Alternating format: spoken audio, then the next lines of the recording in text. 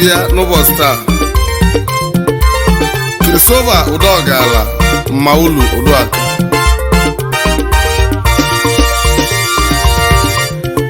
egwu galobi nne ma lụrụ aka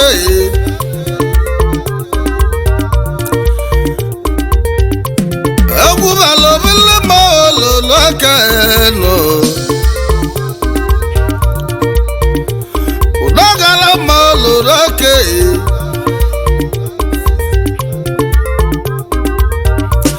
egwu galobi nne ma lụrụ aka Udoganyala Udoganyala ma lụrụ aka Nnaluo chema na-elotego gị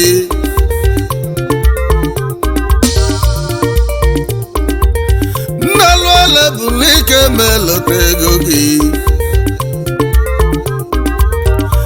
gị bụ Christopher Udoganyala Chimọba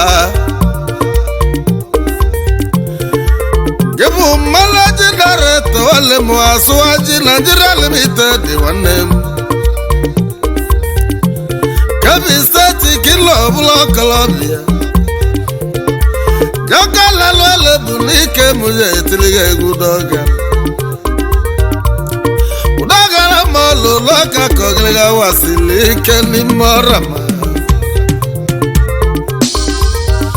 Nnaluo lebụrụ ike m na-eti egwu Odezulibọ Nnaluo egwu ọnụ ya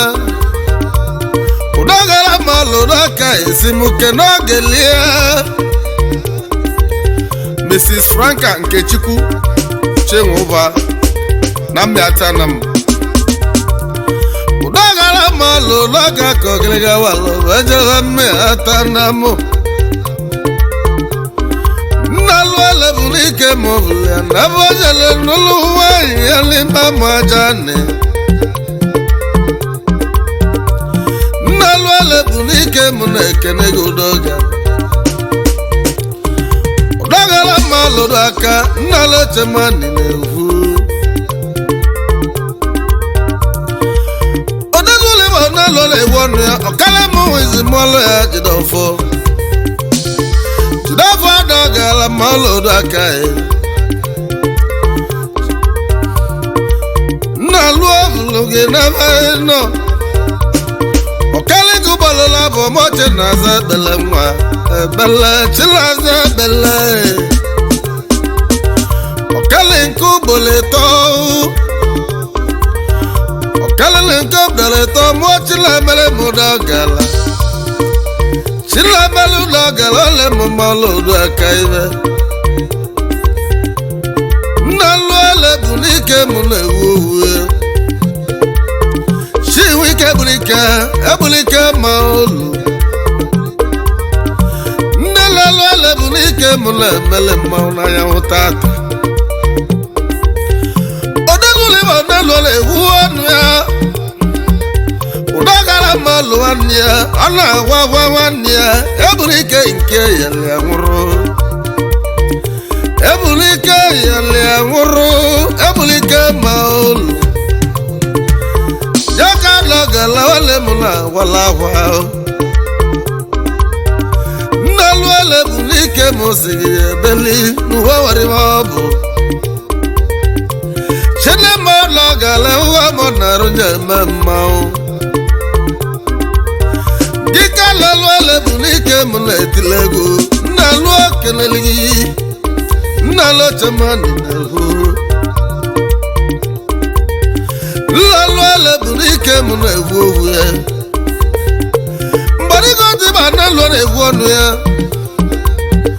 mgbarịgo ya dịka ma ịgbago ma ụlọ Nnaluo si ya daalụ Nnaluo lebụrụ ike m na-egwu owu Azụbụike ma lụrụ aka ịnụgọla anya Azụbụike ma lụrụ aka ịmụgọla anya n'ebe nọ Azụbụike ma lụrụ aka na-etile egwu nwanne ya dịka ma lụrụ aka onwere ndị na-ebu owu ndị na-ebu owu abịago ndị na-ebu owu abịa lodo aka never warol never now Ibago ma lodo aka ibago modu Diko Nnaluo le burike mo bialo biunu Nnaluo le burike mo bialo biunu Agali mo biunu Nnaluo chemane moro balo telunu Asa bilodo aka Wala do galam do kai Dala tenga do kai Nnaluo le burike mo bialo no biunu Udogala malo la kasimulo teunu Yaburika emo kenego ngi Ebugondi egwu Nnalo chamani na hu Anaya egwilo wale mo Udogala malo sigi kenesie Kemi seti kina achua kagi Anaya egwilo Nnaluo le burike mo na egwu Udogala malo daga sunu kenesie Wala zubike Sunday ka fowale mebugo muna mau Sunday ka fowale mukabi kina chuntego gi Sunday Nnaluo le burike muna egwu ya Abu boka mane wale muna eno na mau Udogala malo sigi kenesie Wale ujudu norgache woba Elola Dubai elibe Udogala malo doka na juma sage Nnalo chamani newu Mbarigo tiba Nnaluo le wona namu Obinle mawolo doka kaibale kaibundene ya Abula wazulu mau Nnaluo le burike mo na egwu Nnaluo no na maunu Sondu dala tenga wanem Anya wala salo dala tenga Sondu dala tenga Mame udoga nune kolovia Udogala malo doga na joma sagini meg Chiwade banuwo Chiwala malo wale mo chiwade bago wanem Nnaluo le burike mo sunu dalo Adole wabaza udabwe Udogala malo doka na juma sage na baino Nnaluo le burike mo na egwu Nnaluo chamani amara bana mama Mbarigo tiba Nnaluo le wonu ya Chowoni wale mo mwadu kuko Yaba aku hata wale mo Udogala malo sigi kene Nnaluo le burike mo na egwu Nnaluo no na maulu Oya wala vale zava wala vale Udogala malo doka na juma sagina veno Nnaluo le burike mo na egwu Udogala malo doka ina nuwolu mulabano Nnaluo chamane amara babele nobi Obile malo doka na na mau Nnaluo kenelulu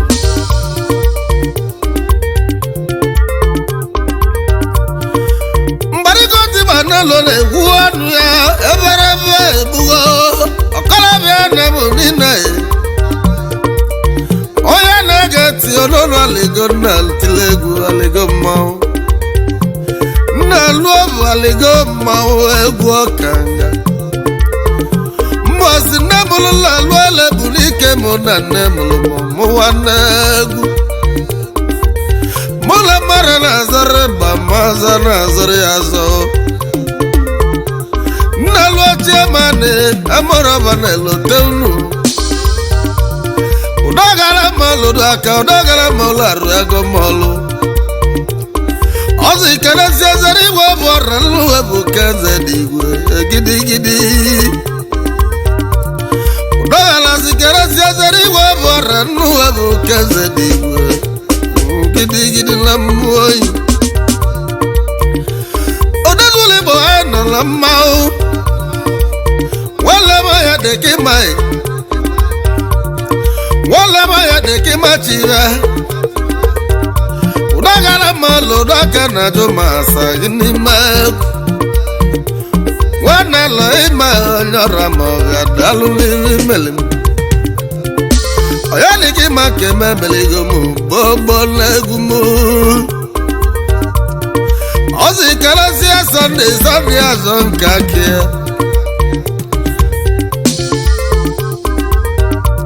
Udagala malo daka si kalasia Sunday azon aye Wale mu Sunday azon wanelegi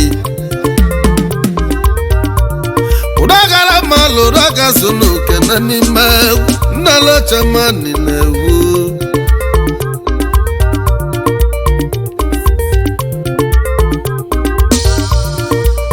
Odadule bo nalo newu anamu Wale mo yegwela konwe abuchia Abuchia lumodo konwe Udagala kenelegi Abuchia lumodo konwe Bialu udagala kenelegi Nnaluo lebunike munewu Ego pulo meli mulo yewele Ego vie bilivunu Nnaluo lebunike munewu Jesu okwa tele wale modagala malu naboge Nnaluo lebunike munewu mao Jesu okwa tele wale mu Jesu wana nago Udagala malo daga sunu kenasi ni megu Nnalo chamani newu Anya vulate ga udakai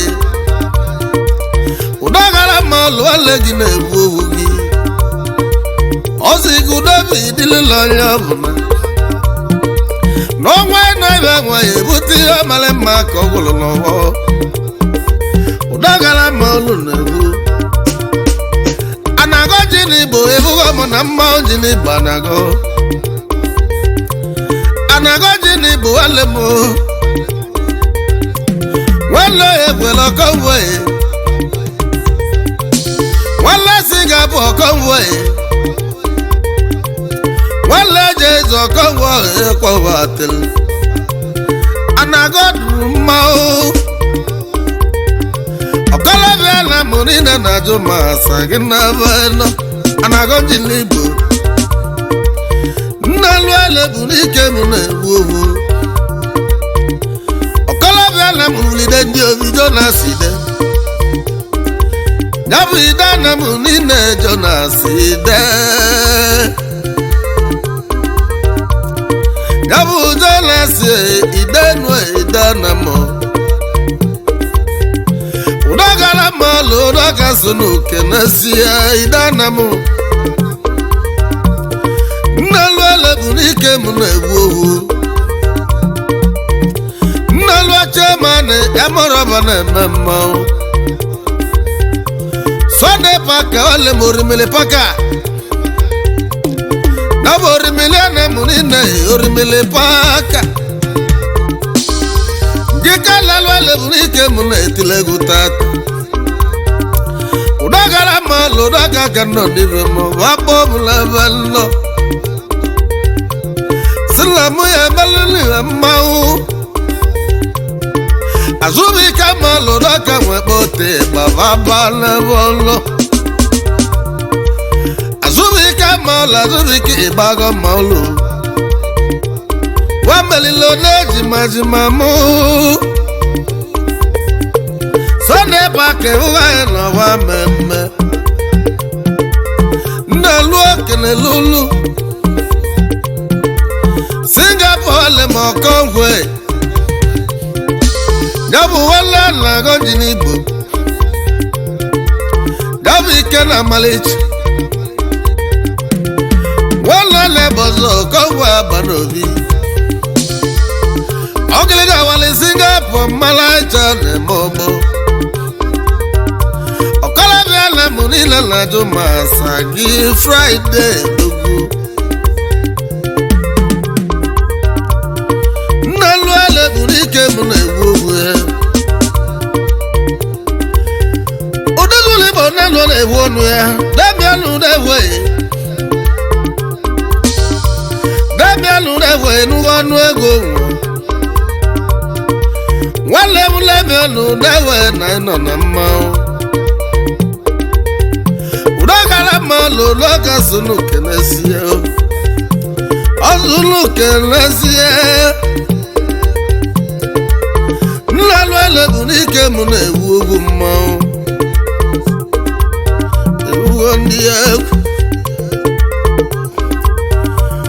Mbarigo tiba Nnaluo na ewu onu ya Chowo le wa benna Nnaluo chamani na ewu Wane vage wa benna Kolobe ndi obizulu mao Wane vage wa benna chodi Nnaluo le burike mu na ewu Wala mucho de wabana Ike lobodo Igbo wanem Nnaluo keneligi Nnaluo chamani newu Mbarigo tiba Nnaluo na ewu onu ya Udogala malo dokaru ego wanem olu Udogala malo dokaru ego molu Udogala ruale molu lelo amo Bori chocho emo ya bo Sibelu chudeli wale jike chudeli Udogala malo dakaru ego ne molu Nnaluo chamani newu Onwu bulu dalo wale go liega na mula onwe Awula so no vari Nnaluo le burike mu na ewu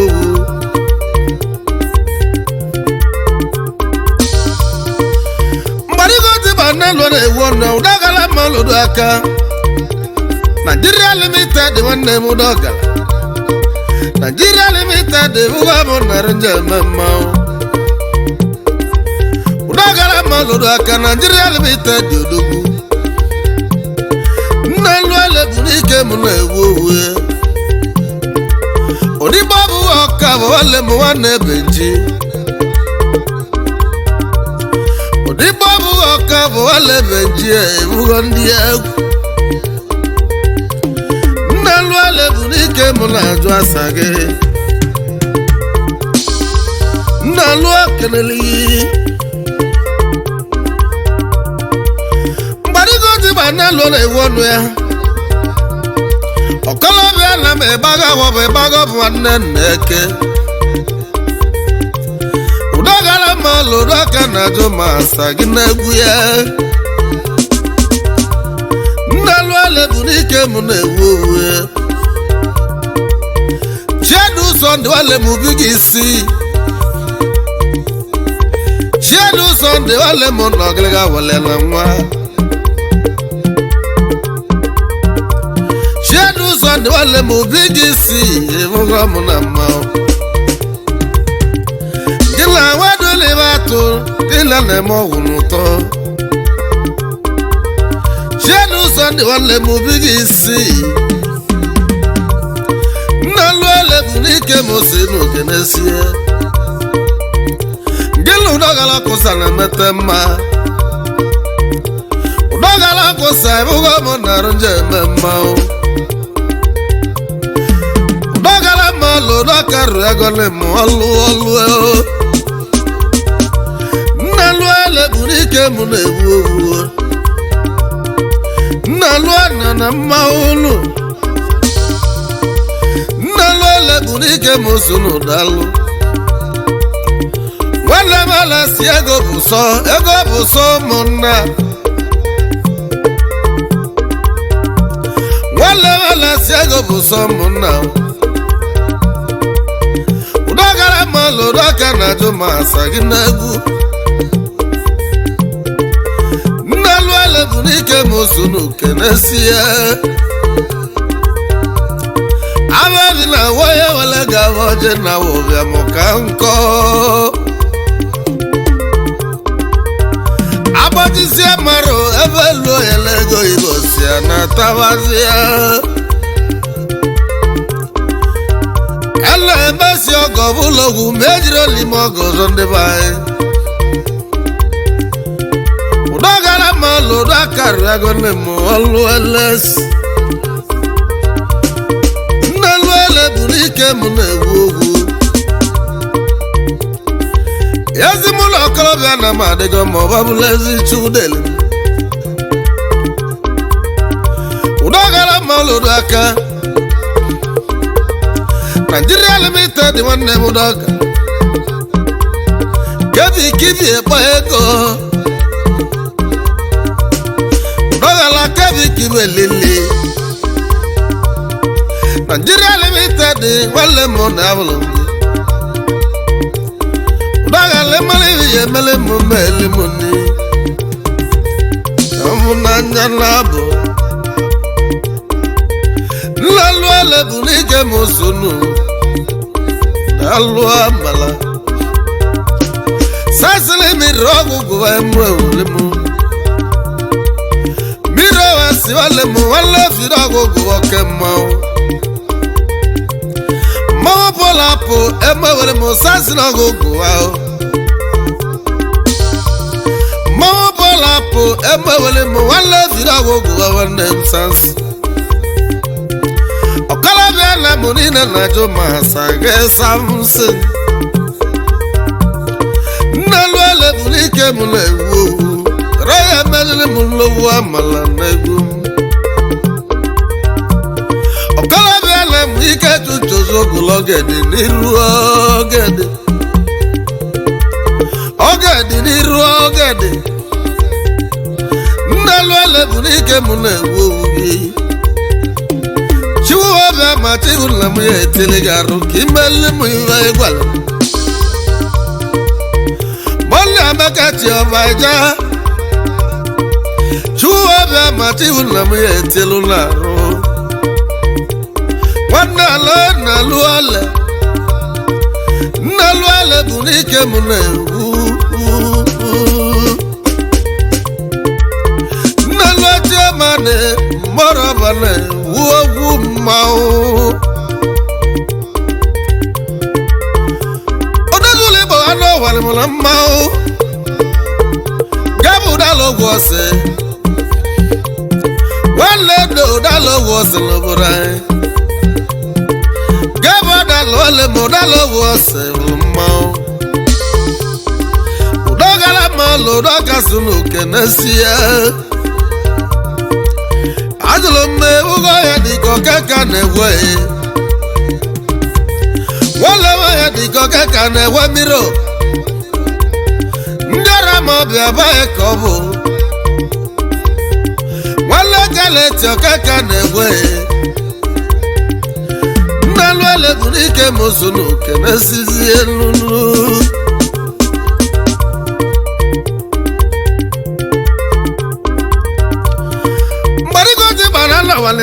Ano walinya Odibo tiki wale mole mudare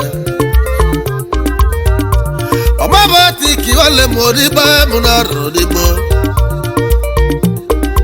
Ika wala mala mele nalo chamane odibo Odibo tiki wale mole mudare Kala sigo wale nlumbolo Odibo tiki wale muna chienu Nnaluo ele bụ n'ike m sonu kenesie Dalu Nnaluo cheman Okodi Ifo abalị ka na-eme Mgbarịgo dị ba Nnaluo na-ewu ọnụ ya Udogala ma ọlụdụ aka ọkọlọbịa na mụ niile ka nyọbele chansị ka mmemme onwere owu onye na-ewu owu ya onwere owu onye na-ewu owu eniyọra yọra na mụ niile niyọra na mụ mụrụ nwa Mike Modez ndị Igbo niile Modez ndị Igbo niile jere obodo oyibo banata Modez ndị Igbo niile jere n'obodo oyibo nata ebulu n'ogwu ego nata na mụ Mike Modez ịbụga mụ narụ nje eme mmanwụ ịgbago chefu ịgbago agadi na-ajụ ma asa gị ịgbago chefu ịgbago agadi na-ajụ ma asa gị Modez ọkọlọbịa na mụ niile na-ajụ ma asa gị Mike Udogala ma ọlụ Udoga sunu kenesie Nnaluo bụ n'ike m na-etili gị egwu Modez lọta Nnaluo chemani Nnaluo bụ n'ike m na-egwu ugwu Odogwuli bụ anọgbaninya Udogala ma ọlụdụ aka odumodu Udogala ma ọlụdụ aka edumodu Nnaluo bụ n'ike ma ekene gị azụmike ma ọlụdụ aka gị na-eme nwanne azụmike ma ọlụdụ aka gị na-eme nwanne Sunday bụ ọdara Igbo juweso ịmụ juweso Sunday bụ ọdara mmụọ ya bụ Sunday bụ ọdara nwanne zara Igbo bụ ọdara ịbụghị mụ narụ nje eme mmanwụ Nnaluo bụ n'ike ma chọrọ nsogbu juweso juwezala bụwasị dịbọ mbọ ike mee Nnaluo bụ n'ike mụ na-ajụ asaba Nnaluo chemani mgbọrọba na-egwu owu mmanwụ walewasị dị ọkwọba ka mwarị na ya varị Udogala ma ọlụdụ aka na nwunye rụrụlị m ọlụ Udogala Udogala wale m ma ọlụ Udogala ma ọlụdụ aka Nnaluo kenele n'ihe wa mele Nnaluo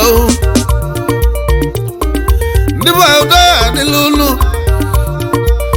onye na-enye kacha ụlọ enye nne ma ọlụdụ aka azụmike zụrụ ọgụ na mgba Nnaluo bụ n'ike m na-egwu owe ka ahịmarịdigo Nnaluo chemani na-egwu Nnaluo bụ n'ike m na-egwu owe aka na-eleba ọlị m ụmụdibe Nnaluo chemani amarọba aka na-alụ egwu injinia modibe